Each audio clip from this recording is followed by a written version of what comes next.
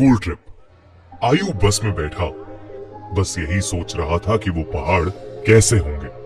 आयु जो 15 साल का था, पिछले 3 साल से चंडीगढ़ में ही रह रहा था। फिर भी वो कभी हिमाचल की हसीन वादियों में नहीं गया था। पर उसका ये सपना इस स्कूल ट्रिप में पूरा होने वाला था।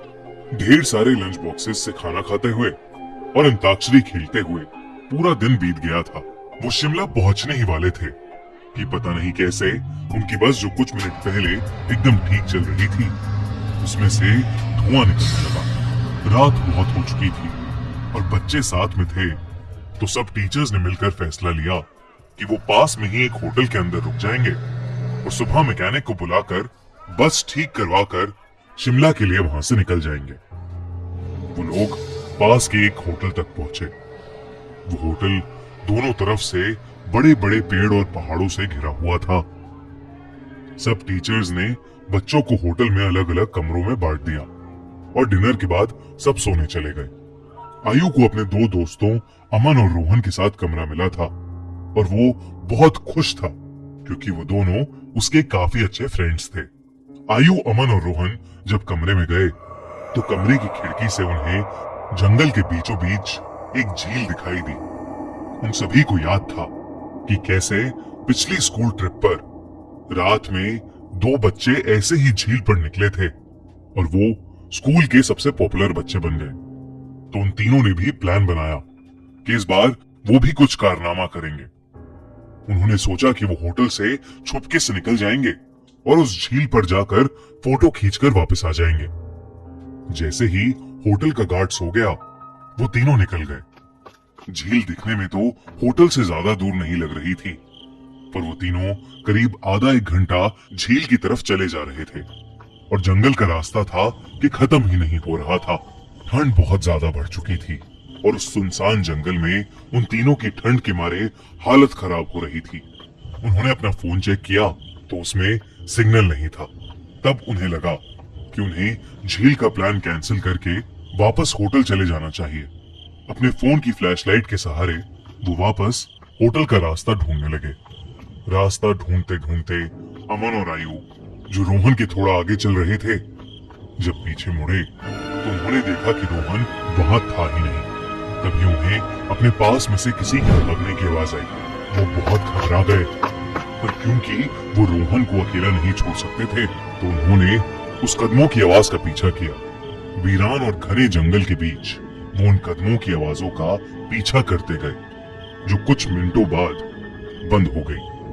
रोहन उनको अभी तक नहीं दिखा था और अमन और आयु अब बहुत ज्यादा डरने लगे थे। लेकिन तभी उन्हें ऐसी आवाज आई कि मानो कोई जमीन खोद रहा था। वो धीरे धीरे उस आवाज के पास गए और झाड़ियों के पीछे से उन्होंने देखा कि और कोई नहीं बल्कि रोहन ही जंगल में एक गड्ढा खोद रहा था। उन्होंने डर के मारे रोहन को पुकारा। रोहन उनकी तरफ मुड़ा और उन्हें गुस्से से भरी आंखों से देखने लगा। उसकी आंखें एकदम काली पड़ चुकी थी, जैसे किसी ने उसके अंदर से आंखें ही निकाल ली हों। अमन रोहन के पास गया और उसने रोहन के कंधे पर हाथ रख के उससे पूछा कि उसे क्या हुआ है। लेकिन रोहन के कंधे पर हाथ रखते ही रोहन अमन के ऊपर चिल्ला उठा और रोहन ने उसे एक बहुत तेज धक्का दिया। अमन काफी दूर जाकर गिरा। रोहन के अंदर कोई अजीब सी शक्ति आ चुकी थी। आयु भागा भागा अमन के पास गया।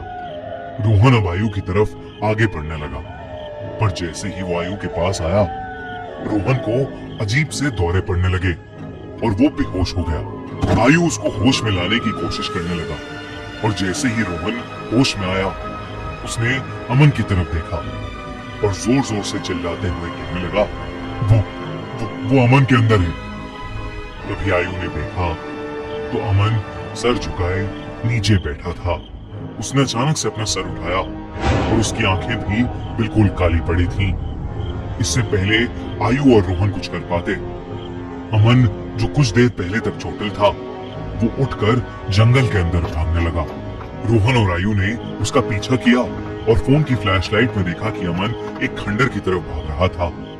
करीब जाकर उन्हें दिखा कि वो खंडर दरअसल में एक बहुत पुराना घर था, जिसे देखकर ऐसा लग रहा था कि वहां सालों से किसी इंसान ने कदम भी नहीं रखा था। दोनों बहुत ही डरे हुए थे और उनकी आगे जाने की हिम्मत नहीं हो रही थी। पर अमन को बचाने के लिए आयु और रोहन उस खंडर में घुस गए। ऊपर के एक फ्लोर से उन्हें एक आवाज आ रही थी। वो उस आवाज के पास पहुंचे तो जो उन्होंने देखा उस पर उन्हें विश्वास ही नहीं हुआ। उन्होंने देखा कि अमन बेहोशी की हालत में हवा में लटका हुआ था और एक बूढ़ी औरत उससे बात कर रही थी। उस औरत का चेहरा बहुत भयानक था। उसकी आंखें एकदम काली थीं, खाल लटकी हुई और बिखरे हुए सफेद बाल उसे और डरावना बना रहे थे। वो दोनों उस औरत को देखते ही वहां से बाहर भागे। वो औरत भी उनके पीछे पीछे आने लगी। आयु और रोहन जल्दी से सीढ़ियों से नीचे उतरे और उस खंडर के घर के दरवाजे तक पहुंचे। उन्होंने जब मुड़कर एक बार पीछे देखा तो वो बूढ़ी औरत किसी कीड़े की तरह रेंगती हुई सीढ़ियों से उतर रही थी और उनके पास ही आ रही थी। वो किसी तरह वहां से निकलकर जंगल की ओर भागे और भागते चले गए।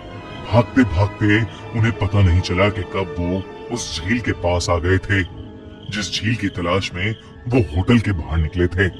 रोहन और आयु दोनों भागते भागते उस झील के अंदर गिर पड़े और डूबने लगे। उन्हें ऐसा लग रहा था कि जैसे कोई उन्हें अंदर खींच रहा हो। आयु किसी तरह झील से बाहर आ गया, पर उसकी आंखों के सामने रोहन झील में डूब गया और वो कुछ भी नहीं कर सका। आयु ये सब देखकर इतना घबरा गया कि उसे चक्कर आने लगे और वो वहीं बेहोश होकर गिर पड़ा।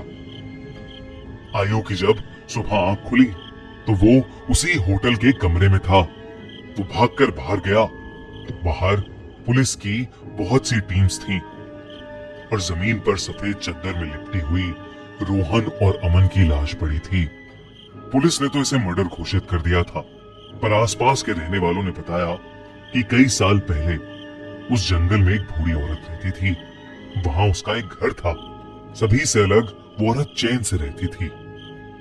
पर एक रोज उसके घर को कब्जाने के लिए पास के गांव के कुछ लोगों ने उसके साथ बदसलूकी की और उसे मारकर उस झील में फेंक दिया।